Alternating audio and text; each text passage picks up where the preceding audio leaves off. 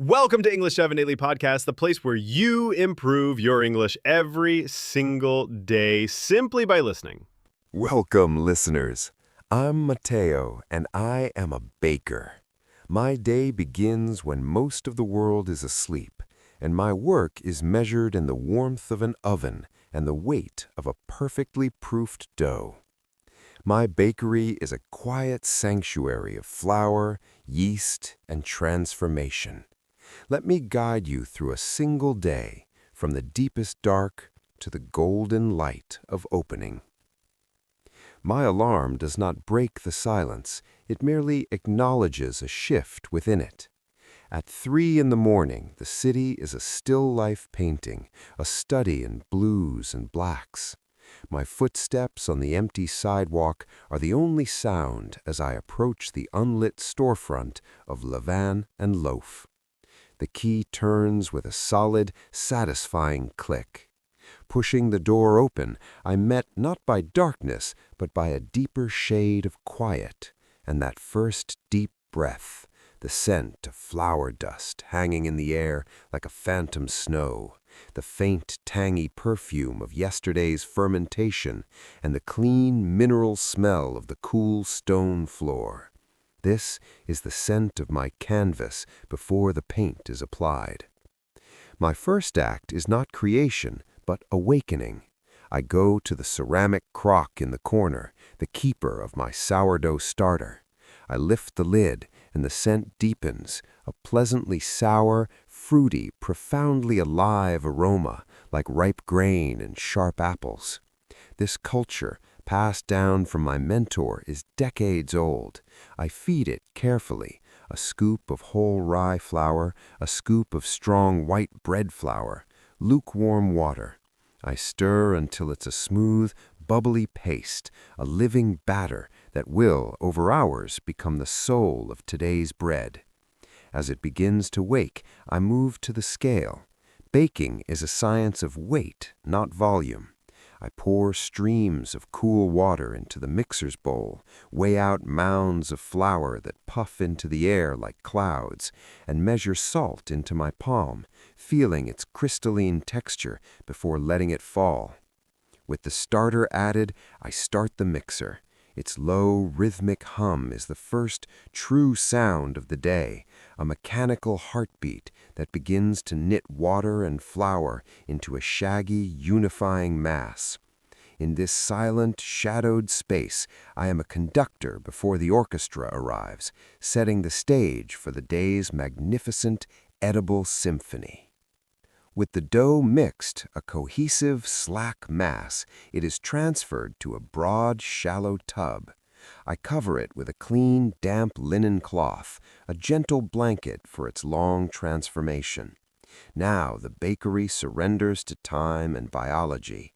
In the ensuing hour, a silent, invisible miracle occurs.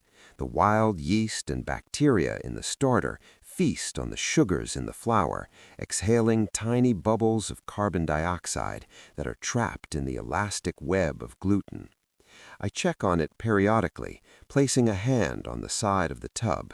It is growing warm with its own vitality, slowly but inexorably expanding, pressing against the cloth cover with a gentle, living pressure. This is the baker's required faith, to step away and let life do its work. When the dough has nearly doubled, its surface a landscape of delicate bubbles, it is ready. I uncover it, and the scent deepens, ripe, weedy, complex. Turning the entire gaseous mass onto my heavily floured work table is a moment of release. It sighs as it lands, a soft, porous mountain. My bench scraper becomes an extension of my hand. I divide the dough with swift, confident cuts, each portion falling onto the scale for precise calibration. A few grams too much or too little can alter the bake. Then comes the shaping, the most intimate part of the process. This is not mere forming, it is architecture. For a round boule, I gather the edges of a portion, stretching and folding them into the center, creating surface tension, a smooth outer skin that will hold the loaf's form. I rotate it rhythmically against the wood, using the friction to tighten this skin into a perfect, seamless orb. For a longer batard, the motion is a gentle rolling taper. My hands are learned, applying just enough pressure to guide, not to crush the delicate air pockets within. Each shaped loaf is then placed seam side up into a flour-dusted, linen-lined basket called a banneton. Here they will undergo their final proofing rise. Lined up in their cradles, they are no longer just dough. They are individual creations, resting, gaining strength, and holding their breath before meeting the fire. The bakery is hushed, but the air is thick with potential, a gallery of silent, rising sculptures. With a pale, gray light beginning to dilute the darkness beyond the window, the soul of the bakery reaches its infernal peak. The massive deck oven, a hulking monolith of steel and firebrick, has been heating for over an hour. I open its heavy insulated door briefly, and a wave of dry, blazing heat washes over me, causing the air to shimmer. The stone hearth within glows with a contained, primordial energy. It is ready. This is the moment of irreversible commitment. I take the first proofing basket and, with a careful, inverted flip, deposit the slack, delicate loaf onto my wooden peel, a long-handled paddle dusted with semolina. The dough is vulnerable now, a pale, soft pillow. With my lame, a razor blade fixed to a handle, I move swiftly. A single confident slash across the bull's shoulder, a series of quick diagonal cuts along the batard. These scores are not just decoration, they are controlled explosions, offering the expanding steam and gas a graceful path to escape, ensuring the loaf opens beautifully rather than bursting at its seams. The transfer to the oven is a dance of precision and nerve. I open the door, the heat a solid wall against my face. With a smooth, practiced push and pull motion, I slide the loaf from the peel onto the scorching stone. It lands with a soft, decisive hiss. I repeat the process, loading the oven's deck with a baker's dozen of pale, slashed promises. The heavy door seals shut with the final resonant thud. Inside, the transformation is violent and magnificent. I inject a burst of steam from the oven's internal tank.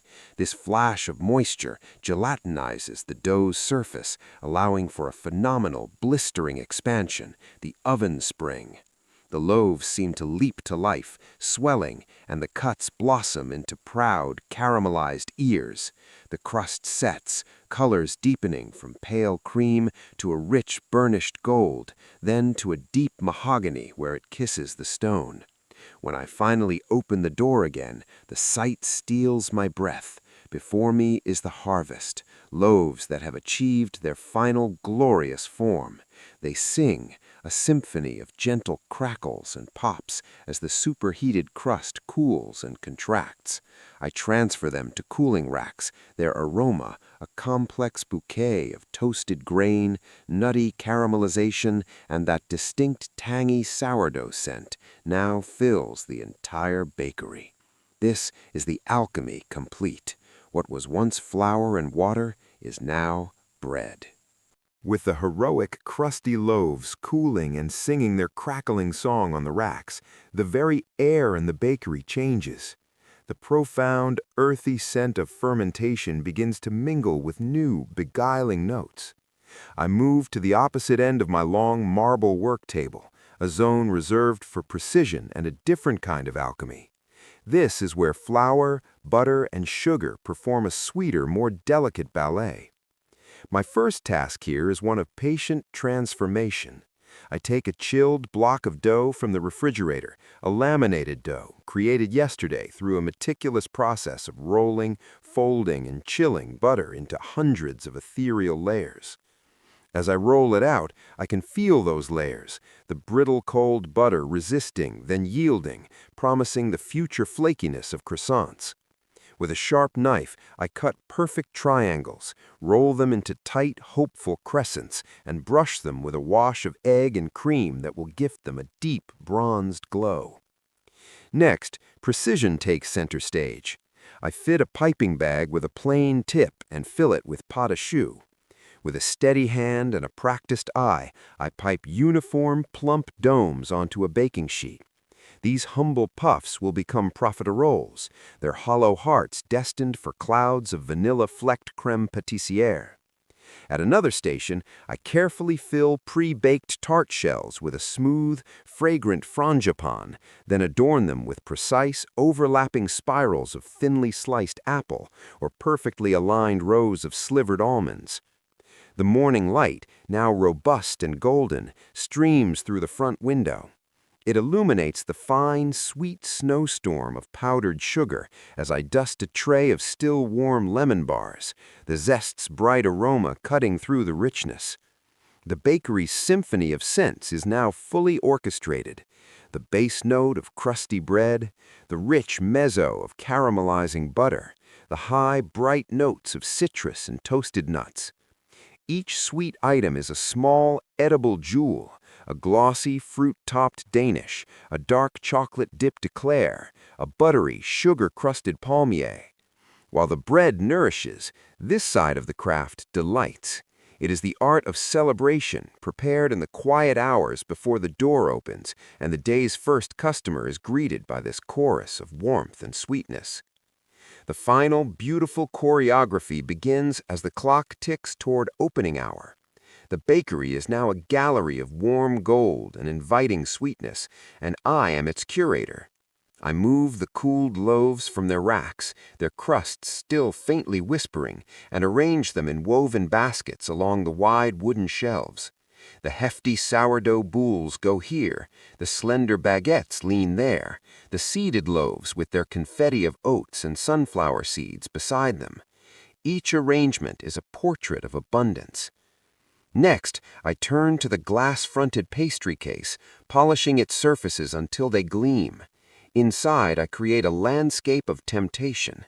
The croissants are stacked in a crumbling, buttery tower. The fruit tarts are lined up like edible stained glass windows, their glazes shimmering. I place the eclairs in a precise row, their dark, glossy chocolate glaze a dark river. On a slate board, I write the day's offerings in clean white chalk: sourdough, seeded rye, baguette, almond croissant, pear frangipan tart, lemon curd brioche. The simple act of listing them feels like an invitation. The final touch is the coffee. I grind fresh beans and the rich, oily scent joins the symphony. As the first pot begins to brew, its dark, fragrant plume rises, completing the sensory promise of the place. I take a deep breath, walk to the front door, and flip the sign from closed to open. The lock clicks open. Right on cue, as if he's been waiting in the wings, Mr. Ellis from the bookshop next door pushes the door open, the bell announcing his arrival. "The usual, Matteo," he booms, his eyes crinkling. I am already reaching for a paper bag. I select a baguette that is still faintly warm at its core, its crust audibly crackling as I pick it up. I slide it into the bag, pour his black coffee into a sturdy paper cup, and hand both across the counter. He closes his eyes for a second as he inhales. "That's the smell of a good morning," he says. His smile is my first and most valued review. The bakery is no longer just my solitary workshop. It is now a public hearth, a shared home for the morning's first comforts. The performance is over. The sharing has begun. The morning unfolds in a warm, steady rhythm of exchange. The bakery fills with a comforting hum, the murmur of conversations, the clink of coffee cups on saucers, the rustle of paper bags. I move my hands constantly, wrapping a crusty loaf for a young couple, carefully boxing a delicate fruit tart for a woman celebrating a friend, handing a still-warm chocolate croissant to a wide-eyed child on her father's shoulders. I share a joke with Mrs. Gupta, a daily regular who always asks for the most sour sourdough. I watch as a man pauses, truly considering the choice between a seeded rye and a classic boule, and I feel a quiet pride in offering a dilemma of such simple goodness. By mid-afternoon, the pace gentles. The baskets on the shelves hold nothing but a dusting of flour and a few stray seeds. The pastry case, once a vibrant mosaic, shows empty white plates like clean canvases. The last customer of the day, a student, buys the last 2 apple turnovers, and I slip an extra biscotti into her bag. "For your studies," I say with a wink. The bell above the door chimes softly as she leaves, and then silence returns. This quiet is different from the pre-dawn stillness. It is a satisfied, full quiet. I begin the ritual of restoration. I scrub the massive mixer bowl until it shines, wipe down the marble table until its cool surface is clear, and sweep the floor, collecting the day's evidence, a sprinkling of flour, a crumb of crust, a stray coffee bean. I feed my starter once more, stirring fresh life into it for tomorrow's work. The fatigue I feel is deep, baked into my muscles, but it is a sweet and wholesome tiredness. As I lock the bakery door from the outside, I pause and look back through the glass. The space is empty, clean and serene. All that remains is the indelible, comforting scent of baked goodness that seems to have seeped into the very walls. There is no tangible product of my day's labor left to show. It has all been carried out into the world, to become someone's breakfast, someone's sandwich, someone's moment of joy. That is the beautiful, ephemeral nature of this craft. It is made to be consumed, to nourish, and to be gone. And in that completion lies its perfect purpose. I walk home, the ghost of flour on my apron and the echo of 100 thank yous in my mind, already dreaming of the silent dark, the sleeping starter, and the quiet promise of another dawn's transformation.